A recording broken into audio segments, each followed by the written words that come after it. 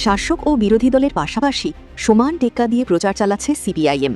নির্বাচন সামনে আসতেই প্রচার ময়দানে ঝড় তুলেছে শাসক ও বিরোধী শিবির।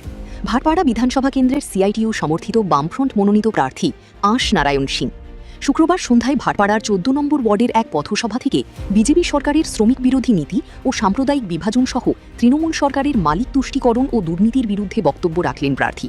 পাশাপাশি শিল্পের বুনিয়াদের উপর খাড়া ভাটপাড়ার ৭টি জুট মিলের মধ্যে ৪টি বন্ধ, সমস্ত বন্ধ চটকল খুলতে এবং বেকার শ্রমিকদের বেতনের ক্ষতিপূরণের লড়াই জোরদার করতে এদিনই পথসভা থেকে আওয়াজ তুললেন প্রার্থী।